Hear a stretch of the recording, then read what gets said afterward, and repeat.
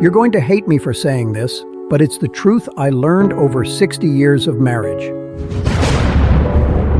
Love is not enough. Love will burn out.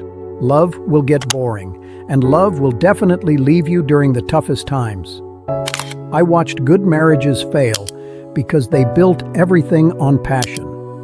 If you want a marriage that lasts, a marriage that actually makes you happy, you have to marry for one specific thing, something much stronger than simple love. And most young people skip it entirely.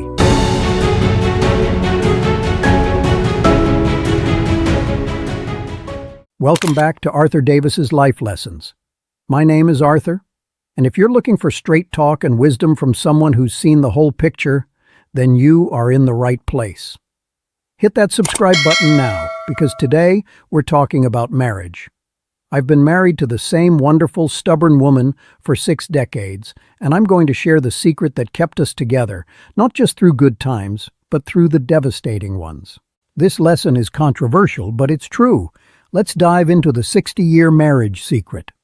Mary and I met back in '58, and when I say it was love at first sight, I mean it was the kind of blinding, consuming, straight-out-of-a-movie love. We were inseparable. We spent hours talking about our dreams, dancing to the jukebox, and driving through the Chicago streets late at night. We were high on romance. When I finally proposed in 1960, standing on the observation deck of the Empire State Building, I truly believed that love alone would carry us through anything. We were going to conquer the world together. And that's where the lie begins. That powerful, dizzying feeling you call being in love. It's fantastic. It's the spark that lights the engine. But it's not the fuel that gets you across the country. It's what the scientists call infatuation. And it's chemically designed to burn out. It lasts maybe a year or 2, 3 if you're lucky. After that, you are left with 2 people who are tired, irritable, and suddenly noticing all the little flaws that the rose-colored glasses hid. I'm going to tell you something you need to hear. Every marriage based solely on romantic passion fails, because passion is conditional. It thrives when things are easy, when the bills are paid, and when the sun is shining. But the real test of a marriage isn't when you're laughing, it's when you're facing a crisis. It's when the job is gone, the doctor gives you bad news, or one of you says something unforgivable at 2 a.m. That fire you started with?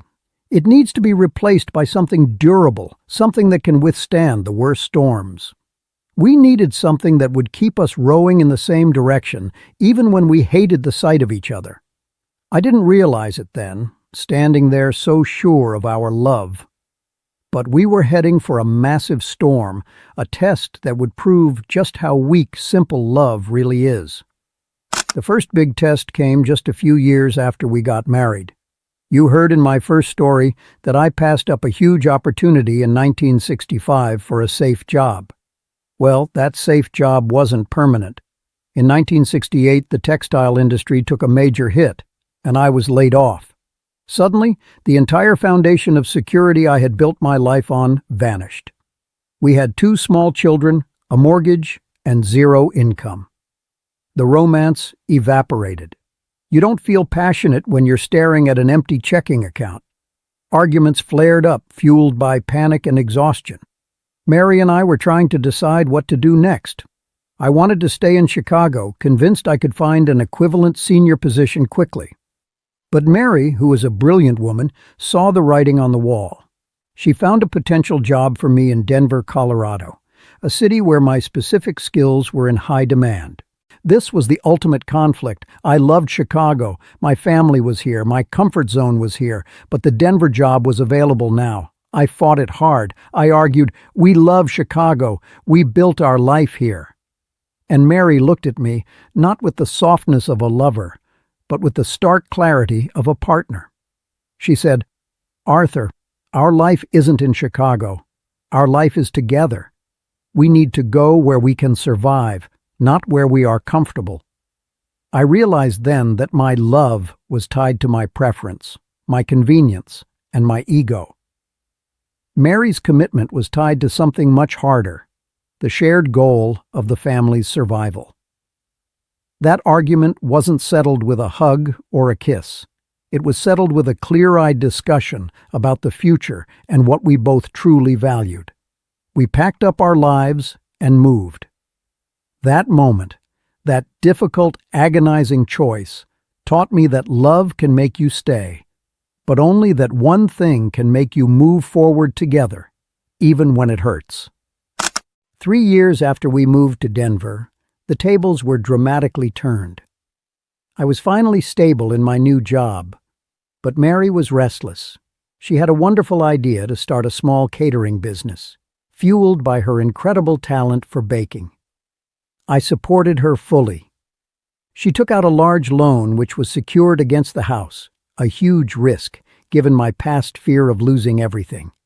We both agreed the risk was worth it. 6 months in, everything collapsed. A major client backed out, the main oven broke, and Mary had overinvested in supplies. She lost the money, all of it, and the business failed. We didn't just lose the savings, we were left with a crushing debt. That was Mary's worst mistake, not because she failed, but because she put our entire financial security at risk, something I swore I would never do again after 1965. The old me, the fearful accountant, would have been furious. I would have felt betrayed that my safety net was gone. I could have looked at her and said, "You failed us. I told you this was too risky." And many marriages would have ended right there, because romantic love rarely survives financial disaster and blame. But I didn't leave. I didn't yell. I sat her down and told her, "We are a team. The debt is ours, and we will fix it together." Why? Because I realized that my commitment to her was not conditional on her success or her flawless judgment. My commitment was to the shared future we had agreed upon, and failures are just a part of the journey toward that future. That day, I truly understood that marriage isn't about two people succeeding individually. It's about two people failing together and getting back up together. This was the moment I stopped loving Mary just because she was beautiful or fun, and started committing to her because she was my co-pilot in the chaos of life. After surviving the financial loss of the catering business and rebuilding together, I finally had the clarity I needed. I had seen many of my friends' marriages crumble. They had started with far more passion than Mary and I, yet they fell apart when the inevitable storms hit. And I realized what the missing ingredient was. It wasn't love. It was this: you must marry for a shared vision. The one thing that kept us together through the layoffs, the debt, the stress, and the daily grind wasn't passion. It was the absolute, non-negotiable agreement on where we were going and what we stood for. Love is a feeling. A shared vision is a covenant. A solemn promise to travel the same direction, no matter how tired, angry, or distracted you get. Think about it. When I was laid off in 1968, Module 2, my love for Chicago conflicted with Mary's love for stability. If we hadn't shared the foundational vision that the family unit comes first, we would have divorced over where to live. When Mary failed her business, Module 3, my fear of debt was overcome by our shared vision that we face all failures together as a team. That vision is your roadmap. It's a series of answers to the big questions before they ever become problems. What is the purpose of our wealth? How do we raise the children? How do we handle major failure? If you don't agree on those core values and that ultimate destination, the moment real pressure hits, you will instinctively turn to your separate corners and walk apart. Love makes you feel good together, but a shared vision makes you work together. That distinction, my friends, is the only thing that matters after 60 years. Most of my friends who divorced in their 50s didn't do so because of a huge, dramatic event, like an affair or a financial collapse. They divorced because of the quiet years. This is the longest, most challenging phase of marriage, where the children have grown up, the career plateau has been reached, and life just becomes a monotonous routine of mortgages, chores, and bills. The intense, passionate love that started the marriage is completely gone. In the quiet years, you are often sitting across the dinner table from someone who you know better than yourself, but who you no longer feel a spark for. And if your only foundation was love and excitement, you start thinking, I deserve to be excited again. I deserve to feel that passion. And that thought is the killer of good marriages. Mary and I went through these decades. There were years when we barely talked about anything outside of groceries and the heating bill. The mistake people make is believing that marriage is supposed to be thrilling every day. It's not. Marriage is supposed to be reliable. It's supposed to be your sanctuary, not your theme park. What saved us in those boring decades was the shared vision. Our vision wasn't about fireworks. It was about building a legacy, seeing our children grow, supporting each other's later life goals, and eventually traveling the world together. The shared vision became our project.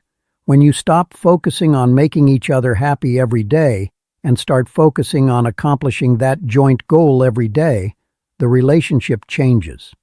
You stop being demanding lovers and start being loyal colleagues on the same mission.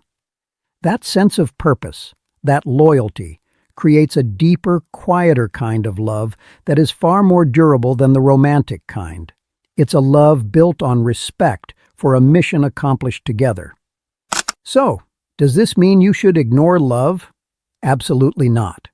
Love is the beautiful, powerful energy that gets the whole project started. Think of it this way. Love is the engine. The shared vision is the steering wheel and the destination. You can have the most powerful engine in the world, but without a clear destination, you're just spinning out of control. The final secret of a 60-year marriage, the thing I wish I knew when I was 25, is this. Find someone whose future looks like the future you desperately want. Don't just ask if they make you feel good today.